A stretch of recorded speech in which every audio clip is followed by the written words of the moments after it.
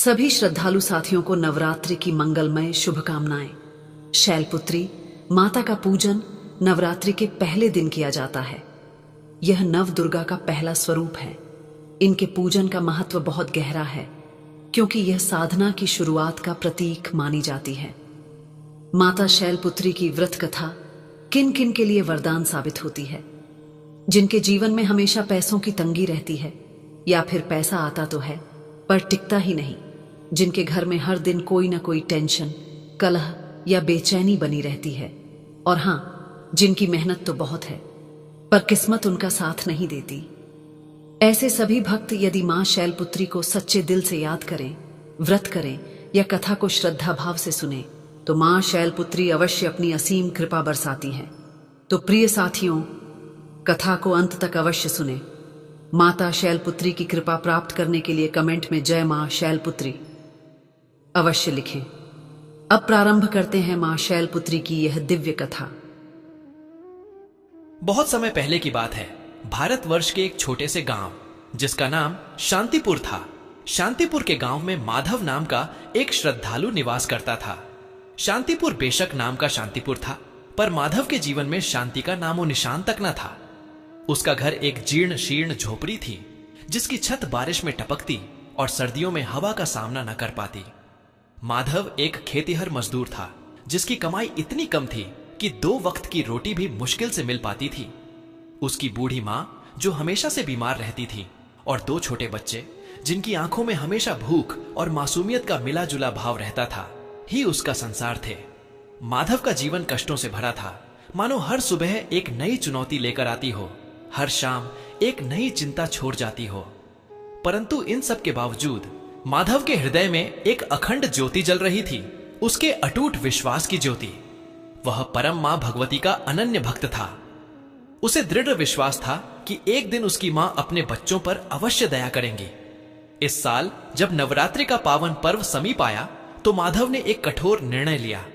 उसने अपनी पत्नी राधा से कहा, राधा, इस बार मैं मां शैलपुत्री के 9 दिनों का अखंड उपवास रखूंगा। राधा, जिसका चेहरा स्वयं कष्टों की एक लंबी कथा कहता था, चिंतित हो उठी। परंतु स्वामी, आपके शरीर में पहले ही कितनी दुर्बलता है। आप दिन भर खेतों में काम करते हैं, और जो थोड़ा बहुत भोजन मिलता है उससे भी आपका पेट नहीं भरता। यह 9 दिन का उपवास क्या आप सह पाएंगे?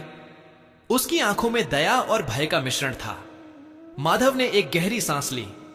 राधा, मेरे हृदय में अब और कष्ट सहने की शक्ति नहीं बची है।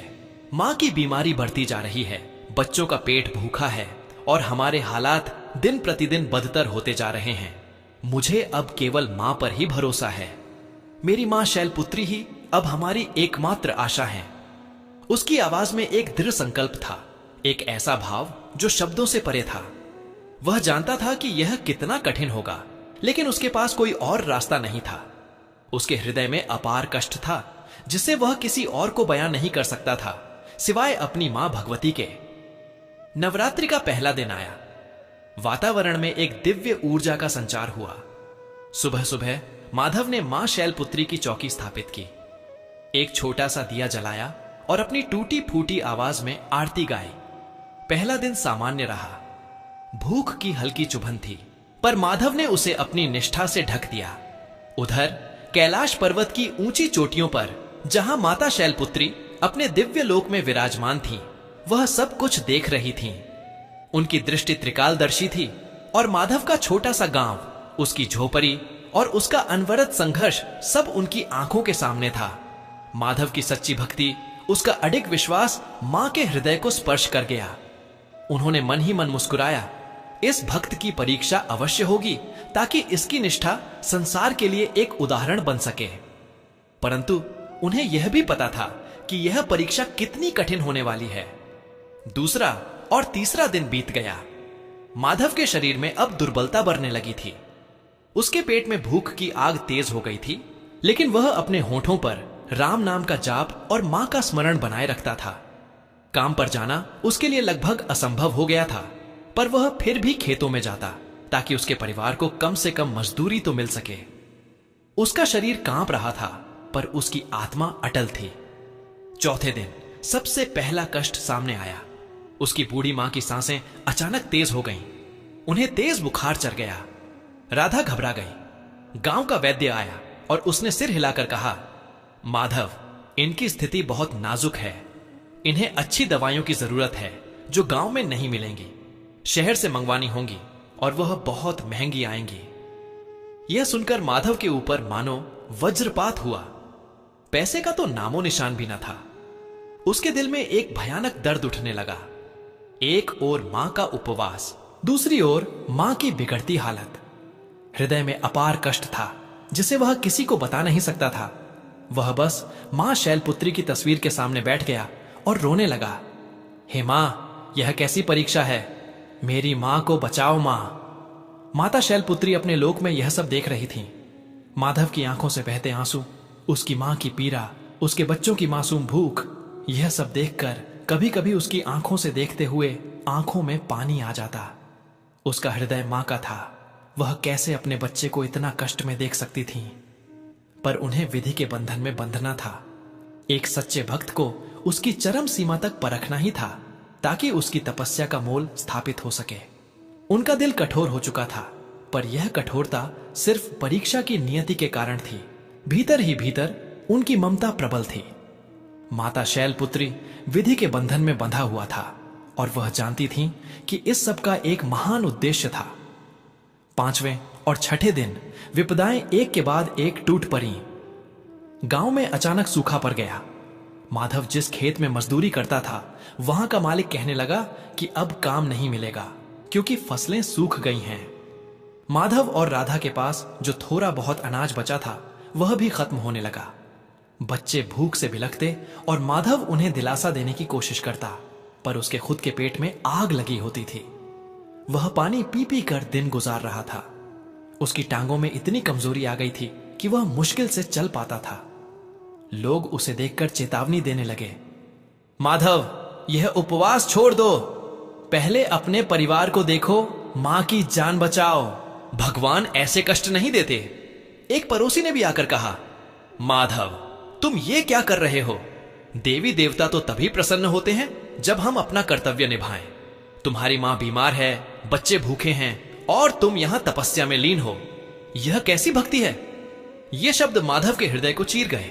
उसने किसी से बहस नहीं की, बस नम आंखों से अपनी मां की तस्वीर देखी और अपने मन में कहा, मां, ये लोग नहीं जानते, मेरा कर्तव्य सिर्फ तुम्हारे चरणों में है। मेरा कर्तव्य तुम्हारी पुकार सुनना है। 7वां और 8वां दिन माधव के जीवन के सबसे कठिन दिन थे। उसकी मां की हालत इतनी बिगड़ चुकी थी कि उन्होंने बोलना भी बंद कर दिया था। राधा ने रोते हुए माधव से कहा, स्वामी, मां शायद हमें छोड़कर जा रही हैं। कुछ तो करो, हमें उपवास तोड़ना होगा, हमें शहर जाना होगा। माधव का हृदय टुकड़े टुकड़े हो रहा था। यह अपार कष्ट था जिसके सामने मृत्यु भी फीकी पड़ रही थी। एक तरफ मां का उपवास, दूसरी तरफ जन्म देने वाली मां की मृत्युशैया। वह जानता था कि एक निवाला खाने से उसकी मां को कोई जादू से ठीक नहीं कर देगा, लेकिन राधा की मासूम आशा उसे विचलित कर रही थी। उसने अपने शरीर को घसीटते हुए मां के पास जाकर बैठा। मां का शरीर ठंडा पड़ रहा था। माधव के आंखों से अश्रु की अविरल धारा बह रही थी। उसने मां का हाथ अपने हाथों में ले लिया। उसकी आवाज इतनी भर्रा चुकी थी कि ठीक से बोल भी नहीं पा रहा था। मां शैलपुत्री, मेरी परीक्षा क्यों ले रही हो? क्या मेरे तपस्या में कोई कमी है? क्या मेरा विश्वास इतना कमजोर है कि तुम मेरी पुकार नहीं सुन रही हो? उसे लगा उसकी आत्मा चीख रही है। शरीर जवाब दे रहा था, मन हार मान रहा था। भूख, प्यास, चिंता, ग्लानि सब मिलकर उसे निगलने को तैयार थे। उसके बच्चों की उदास आंखें, पत्नी का रोता चेहरा, मां की अंतिम सांसें, यह सब एक साथ उसे तौर रहा था। यह मनुष्यों का सबसे बड़ा दुर्भाग्य था जब उनके पास कुछ नहीं बचता सिवाय टूटते विश्वास के धागे के। माधव एक क्षण के लिए लड़खड़ाया।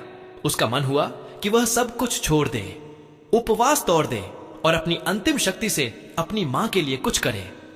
पर फिर उसे याद आया, उसकी मां ने उसे बचपन से ही बताया था, बेटा, जब सब द्वार बंद हो जाएं, तो केवल ईश्वर का द्वार खुला रहता है। उसने अपनी अंतिम शक्ति बटोरी और मां शैलपुत्री की तस्वीर के सामने आकर बैठ गया। उसके होंठ फरफरा रहे थे। मां, मुझे क्षमा करना, मेरा विश्वास डगमगा रहा था। मैं जानता हूं तुम मुझे देख रही हो, मैं जानता हूं तुम सुन रही हो।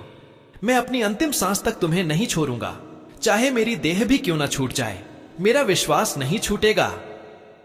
उसकी आंखों में एक अजीब सी चमक थी, दर्द की नहीं बल्कि एक अदम्य निष्ठा की। उसने अपनी सारी शक्ति को अपनी प्रार्थना में उड़ेल दिया। उसके शरीर कांप रहा था, पर उसकी आत्मा अडिग थी। यह उसकी तपस्या की पराकाष्ठा थी। नवमी का दिन आया, नवरात्रि का अंतिम दिन। गांव में सब लोग कन्या पूजन कर रहे थे, व्रत खोल रहे थे, लेकिन माधव की झोपड़ी में मातम छाया था। उसकी मां ने लगभग सांस लेना बंद कर दिया था। राधा फूट फूट कर रो रही थी। बच्चे सहमे हुए कोने में बैठे थे। माधव का शरीर अब लकड़ी के समान हो चुका था। वह बस आंखों में आंसू लिए और होठों पर जय मां शैलपुत्री का जाप लिए बैठा था। उसे लग रहा था कि अब सब कुछ खत्म हो चुका है। उसने अपनी आंखें बंद कर लीं और अपने हृदय के अंतिम कोने से मां को पुकारा, मां, अब तो आ जाओ, अब और नहीं सहा जाता। मेरे हृदय में अपार कष्ट है मां, यह मुझसे बयां नहीं हो रहा, बस तुम ही जानती हो। ठीक उसी क्षण जब माधव ने अपनी अंतिम पुकार लगाई, एक चमत्कार हुआ। झोपड़ी के बाहर एक अलौकिक प्रकाश फैल गया। पहले तो रोशनी इतनी तीव्र थी कि आंखों को चकाचौंध कर रही थी। फिर धीरे धीरे वह प्रकाश एक दिव्य आकृति में बदलने लगा। एक मधुर मनमोहिनी सुगंध पूरे माहौल में फैल गई। हवा में एक अद्भुत शीतलता का अनुभव हुआ और एक ऐसी शांति छा गई जो माधव ने अपने पूरे जीवन में कभी महसूस नहीं की थी। माधव ने धीरे से अपनी आंखें खोली। उसके सामने जो दृश्य था उसे देखकर वह अपनी आंखों पर विश्वास नहीं कर पा रहा था। वहां कोई साधारण महिला नहीं, कोई गांव की वृद्धा नहीं, बल्कि स्वयं जगत जननी मां शैलपुत्री थीं। उनका मुखमंडल चंद्रमा के समान शीतल और कांतिमान था। माथे पर दिव्य तेज चमक रहा था। उन्होंने श्वेत वस्त्र धारण किए थे और उनके एक हाथ में त्रिशूल और दूसरे में कमल का फूल था। उनकी सवारी नंदी बैल भी उनके पीछे खड़ा था। मां की आंखों में असीम दया, प्रेम और ममता का सागर उमड़ रहा था। माधव के शरीर में अचानक जैसे एक नई ऊर्जा का संचार हुआ। उसकी सारी कमजोरी, सारी पीड़ा सब क्षण भर में गायब हो गई। वह अपने घुटनों पर गिर पड़ा और उसके मुंह से अनायास ही निकला, मां। उसकी आवाज में सदियों की प्रतीक्षा, सदियों का प्रेम और सदियों का विश्वास समाया हुआ था। उसकी आंखों से खुशी के आंसू बहने लगे, जो उसकी सूखी आंखों से अब तक नहीं बह पाए थे। राधा और बच्चे भी यह दिव्य दृश्य देखकर भयभीत और श्रद्धा से भर उठे थे। मां शैलपुत्री ने अपनी मधुर अमृत वाणी में कहा, उठो मेरे पुत्र माधव, मैं तुम्हारी तपस्या से अत्यंत प्रसन्न हूं। मैंने तुम्हारी परीक्षा ली और तुम उसमें खरे उतरे। तुम्हारा विश्वास अटूट है, तुम्हारी धैर्य अनुपम है और तुम्हारी निष्ठा अद्वितीय है। मैंने तुम्हारे अपार कष्ट को देखा है और हर क्षण तुम्हारे हृदय में उठते भावों को भी महसूस किया है। तुम्हारी मां की आंखों में बढ़ते पानी को मैंने अपनी आंखों में महसूस किया है। मां की आंखों में अब भी ममता का सागर था। उन्होंने अपनी कठोरता का रहस्य खोला। पुत्र, मुझे विधि के विधान के अनुसार तुम्हारी परीक्षा लेनी पड़ी थी। बिना अग्नि परीक्षा के कुंदन कहां बनता है? तुम कुंदन से भी बढ़कर हो। मैंने तुम्हें हर पल देखा है, हर पल तुम्हारे साथ थी। जब तुम्हारी मां की सांसें थमी थीं, तब भी मेरी शक्ति उनके शरीर में प्राणवायु का संचार कर रही थी। माधव अवाक था। उसकी आंखों से अश्रुधारा रुकने का नाम नहीं ले रही थी। वह बस मां के चरणों में लिपटा रहा। माधव, मां ने फिर कहा, मांगो, तुम्हें क्या चाहिए? तुम्हारी हर मनोकामना आज पूर्ण होगी। माधव ने अपना सिर उठाया। उसके चेहरे पर अब कोई पीड़ा नहीं थी, केवल असीम शांति और कृतज्ञता थी। उसने कहा, मां, मुझे धन दौलत नहीं चाहिए, मुझे राजपाट नहीं चाहिए, मुझे बस आपकी कृपा चाहिए। मेरी मां स्वस्थ हो जाए, मेरे बच्चों को कभी भूखा न सोना पड़े और मेरा परिवार सुख शांति से रहे। और हां मां, इस संसार में जितने भी मनुष्य अपने कष्टों से जूझ रहे हैं, उन सब पर आपकी दया बरसे।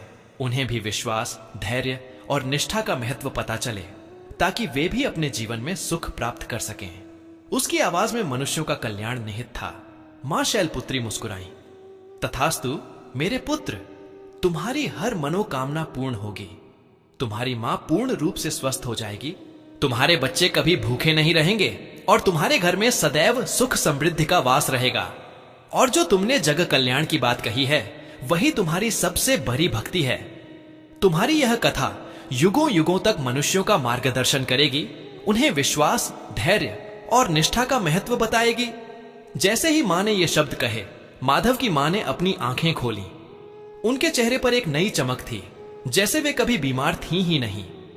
उन्होंने उठकर माधव को गले लगा लिया और कहा, मेरे बच्चे, मुझे लग रहा था कि मैं मर चुकी हूं, पर अब मैं बिल्कुल ठीक महसूस कर रही हूं। यह सब मां की कृपा है। बच्चों के चेहरे पर भी मुस्कान लौट आई जब उन्होंने देखा कि उनकी दादी उठकर बैठ गई हैं। मां शैलपुत्री ने माधव और उसके परिवार को आशीर्वाद दिया और फिर धीरे धीरे दिव्य प्रकाश में विलीन हो गईं। उस दिन से माधव का जीवन पूरी तरह बदल गया। उसकी मां पूरी तरह स्वस्थ हो गईं और कई सालों तक जीवित रहीं। उनके खेत हरे भरे हो गए और माधव का परिवार कभी भूखा नहीं सोया। माधव ने अपने गांव में एक छोटा सा मंदिर बनवाया, जहां हर नवरात्रि पर वह मां शैलपुत्री की कथा सुनाता। उसकी कथा सुनकर दूर दूर से लोग आते और उनकी आंखों में भी माधव के जैसे ही आंसू उमड़ आते, भाव और श्रद्धा के आंसू। माधव की कथा विश्वास, धैर्य और निष्ठा की अमर गाथा बन गई। यह कथा हमें सिखाती है कि जीवन में कितने भी अपार कष्ट क्यों ना आए, कितनी भी घोर चेतावनी क्यों ना मिले, अगर हमारा विश्वास अडिग है, हमारा धैर्य अजर है और हमारी निष्ठा अटल है, तो स्वयं मां भगवती हमारी सहायता के लिए अवश्य प्रकट होती हैं। उनकी दया हर सच्चे भक्त पर बरसती है और वह हर मनुष्य के भाव को समझती है, भले ही वह हृदय में अपार कष्ट क्यों न छुपाए हो। माधव की तपस्या ने यह सिद्ध कर दिया कि ईश्वर परीक्षा लेते हैं, पर अंत में अपने भक्तों पर असीम कृपा भी करते हैं और उनकी हर मनोकामना पूर्ण करते हैं। साथियों, इस वीडियो में माता शैलपुत्री की पावन व्रत कथा यहीं पर समापन होती है। हम कामना करते हैं कि मां शैलपुत्री की कृपा आप सभी पर बनी रहे, आपके जीवन में सदैव सुख, शांति, समृद्धि और सकारात्मक ऊर्जा का संचार होती रहे। यह विशेष दिन न केवल भक्ति भाव से भर देती है, बल्कि हमारे जीवन में एकता, प्रेम और आस्था का संदेश भी लेकर आता है। नवरात्रि की प्रथम व्रत कथा को सुनने के लिए हृदय से धन्यवाद। कृपया अपने विचार और अनुभव कमेंट्स में अवश्य साझा करें और जय मां शैलपुत्री लिखना न भूलें। आपके द्वारा किए गए कमेंट्स न केवल आपको प्रेरित करेंगे, बल्कि अन्य दर्शकों के लिए भी भक्ति और श्रद्धा का स्रोत बनेंगे। जय मां जगत जननी।